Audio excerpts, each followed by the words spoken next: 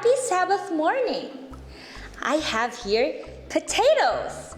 Do you like potatoes? What is your favorite way to eat potatoes? Do you like them mashed or fried like French fries or hash browns or potato chips? Our story this morning is entitled The Day the Potatoes Preached. Did you know that potatoes can preach? Preachers don't always stand behind a pulpit to preach, and God can use anything to share His word, even potatoes. Leonard Hastings was not a preacher. He was a farmer, and in the spring of 1844, he planted a field of potatoes. But that summer, something happened that completely changed him. Leonard learned about Jesus' soon coming from a man named William Miller. Based on Bible prophecy in Daniel chapter 8, William Miller preached that Jesus was coming back to earth on October 22, 1844.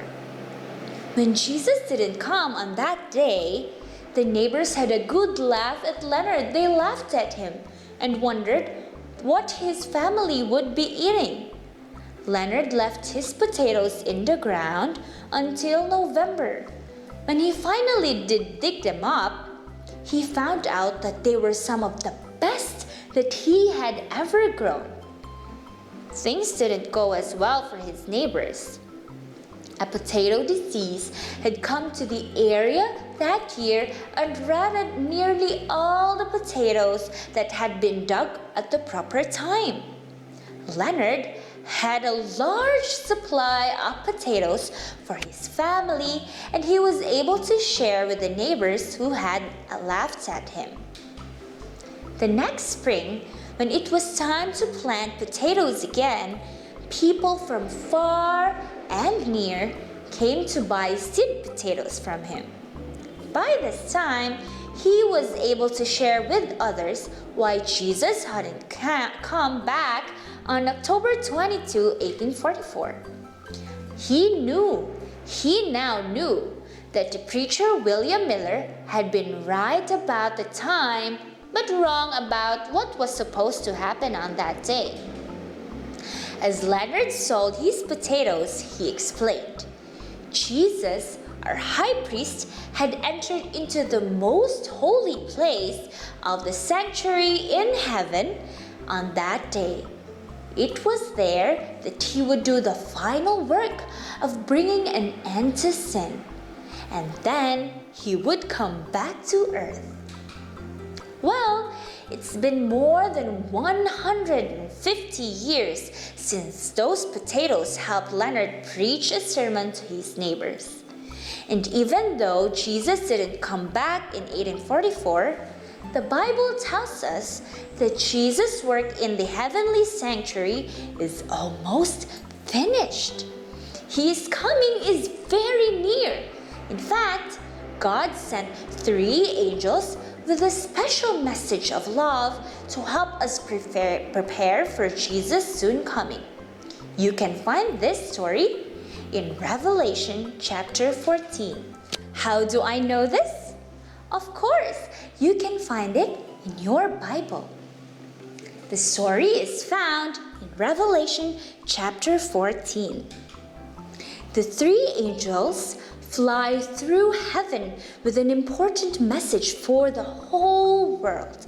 In fact, no matter where you live, or what country you're from, or what language you speak, this message is for you. What do these 3 angels say? The first angel says, Fear God and give glory to Him, for the hour of His judgment is come, and worship Him that made heaven and earth and the sea and the fountains of water. So, the first angel tells us to worship God because He is our Creator. Today, many people have forgotten God. They think humans came from monkeys or something else. But this angel reminds us to worship the Creator because He is the one who made us, and soon He will come to take us back to heaven. What does the second angel say? Let's listen. Babylon is fallen, that great city, because she made all the nation drink of the wine of the wrath of her fornication. So, the second angel tells us to follow what the Bible teaches. Babylon, or the world, teaches us lies that pulls us away from Jesus. Many people are confused and don't know what to believe. If we study the Bible, we'll know what's right and what's wrong, and we'll know Jesus as a friend when He returns. Now, what does the third angel says? Let's listen.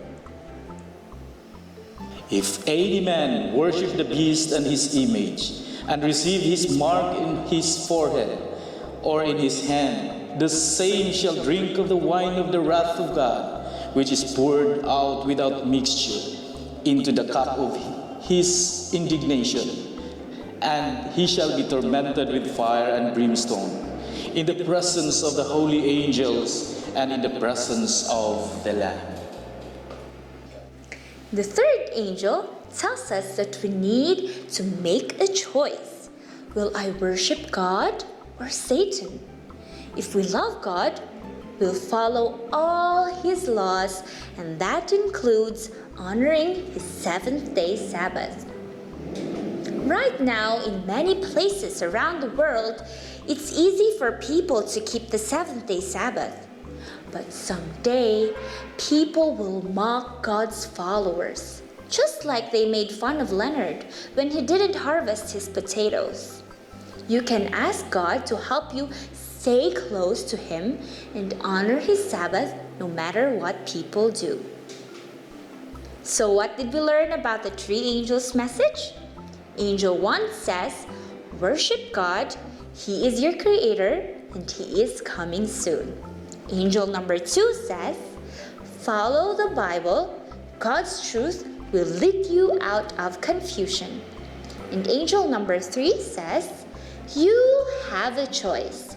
Follow God or Satan. Choose God by honoring all of His laws. Our memory text this morning is found in Matthew chapter 24, verse 14. And this gospel of the kingdom shall be preached in all the world for a witness unto all nations, and then shall the end come. So kids, next time you eat your potato, take a moment to think about the silent sermon your life is preaching to the people around you. It's true that Jesus didn't come in 1844, but He has promised to come when the time is right. More than anything, He wants to take you to heaven. He wants to take your friends to heaven.